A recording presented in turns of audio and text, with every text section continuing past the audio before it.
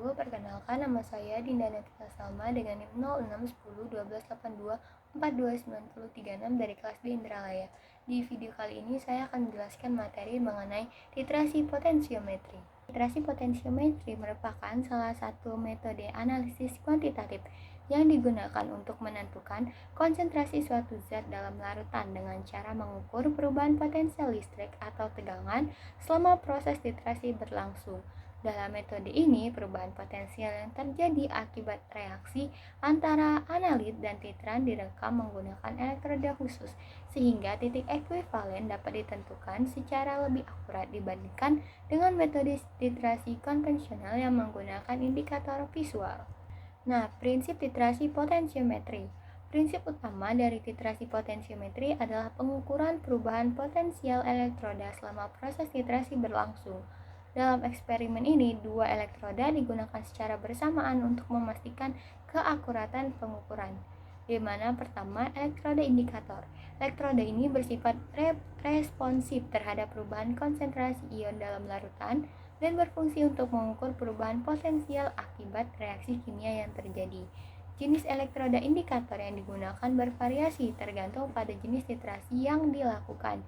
Misalnya, elektroda kaca digunakan untuk titrasi asam basa, elektroda platina digunakan untuk titrasi redoks, dan elektroda ion selektif digunakan untuk analisis spesifik ion tertentu.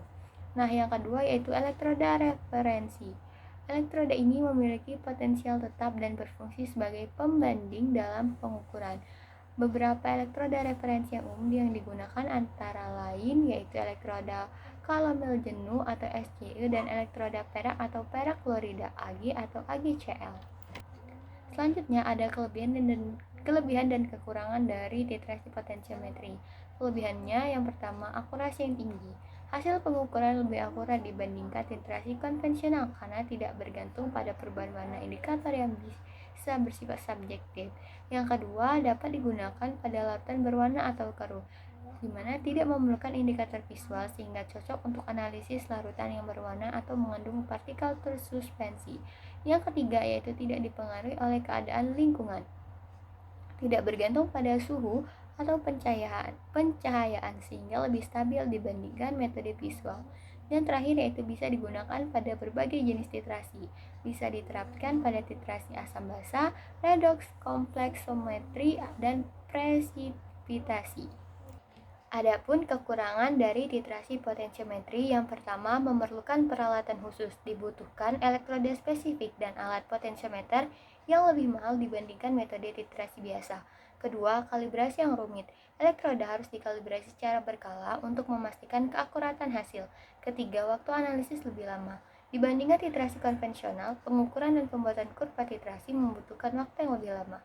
Dan terakhir yaitu kesalahan pada elektroda.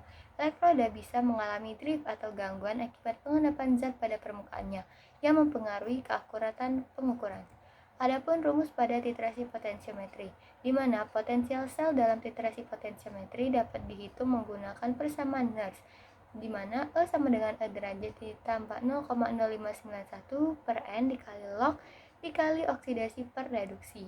Adapun contoh soal pada materi kali ini, yaitu soalnya apa saja reaksi-reaksi yang berperan dalam pengukuran titrasi potensiometri. Nah, jawabannya yaitu di mana reaksi pembentukan kompleks, reaksi netralisasi dan pengendapan, serta reaksi redoks. Pada reaksi pembentukan kompleks dan pengendapan, endapan yang terbentuk akan membebaskan ion terhidrasi dari larutan. Umumnya digunakan elektroda Ag dan juga Hg, sehingga berbagai logam dapat dititrasi dengan EDTA. Reaksi netralisasi terjadi pada titrasi asam basa dapat diikuti dengan elektroda indikatornya yaitu elektroda gelas. Sekian video mengenai titrasi potensiometri yang dapat saya sampaikan. Terima kasih atas perhatiannya. Wassalamualaikum warahmatullahi wabarakatuh.